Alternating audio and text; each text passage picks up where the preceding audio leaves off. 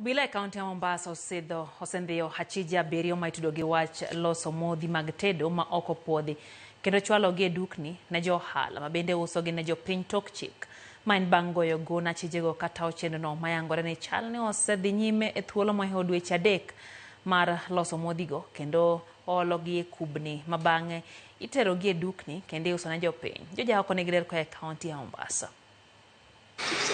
Apisas makedo gi mwandu ma ok opuodhi ne otimo pedha e alwora ni Mashimanzi kendo goyo gono meche kod meche mag kubni manie olemo mar tedo ma bende iloso e alwora ni e tok chik. Lwasi ma ilose modhigo ne en mano mitene luche kendo mochido ka luoro mantiere en ni modhigo kidek hinyo ngima oganda mathoth to chutho jogo matiyo kode. Have seen substantive number of cooking oil with the labels that have been repackaged here.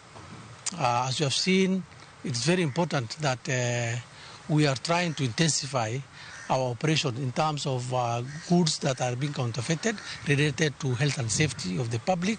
I want to inform the general public to be very careful on what they consume, because the conditions under which this fuel is being processed and prepared is very unpathetic and unhealthy. We have the Ministry of Public Health here. Now, Kenyans to be very careful on what they consume. And we shall also ask the Kenya Bureau of Standard and to come forward, NEMA and everybody, to ensure that Kenyans are safe from such unscrupulous business people who want to make profit out of Kenyans. To bang' turo achiel kuom apise manie alwora no, apisas go makedo gi mwandu ma ok opuodhi ne okone giyudo obok mabiro konyogi yango weg kar loso modhigo ma bende iolo e kubni mag kambe 13 mopogore kapok ochwalgi e chiro. We have already secured some documentation today from the office that we have breaking today through the search warrant, and we are able to get some invoices and the vouchers and some registers that will give us more information on the distribution channel. So I think we are on top of the system, and we can be able to assure the public that we shall get hold of the items that are being distributed out there. The areas that we are looking at is the wholesalers, which we have zeroed in, and we can be able to be assured that those wholesalers who are getting the supply from this scrupulous person will be now the next target.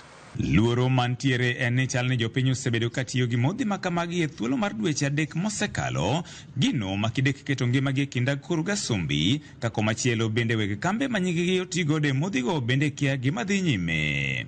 From the look of things, you have seen that the goods are not fit for consumption, definitely, but it is very important for us to submit to the relevant government agencies in terms of ensuring that the sample that were taken will be able to give us more insight into the product that we have seen. Number 2, I want to also appeal to the local manufacturers of local products of the cooking oil to come forward. In the event that they have a complaint, they can come forward and lodge their complaints with competent authorities. That's the anti-counterfeit or the DCI. Gie sani, arita ojiw malich mokalo e alwora no masani time nonro. We are able to also link some of the distribution channel. We have zeroed in on 3 areas within Mombasa. We have already worked on one, and we are able to follow some leads to ensure that we shall be able to get rid of all the supply that has been delivered outside there. And anybody with any information of the cooking oil that might be suspicious, kindly liaise with us so that we can be able to follow up the leads. Quite a number of suspects have been arrested yesterday, around 7. We are getting some leads for 4 other suspects that we are trying to trail, and we are able to locate them. And I'm extremely sure that in the course of this week, we can be able to arrest them. Alwora ni moseyangi no sebedi kitiyo godo e loso modhi mag tedo moko puodhi koro olor ka obila sani dhi nyime kod timo nonro margi mar yango adieri mantiere. George Aoko, Ramogi TV, Mombasa.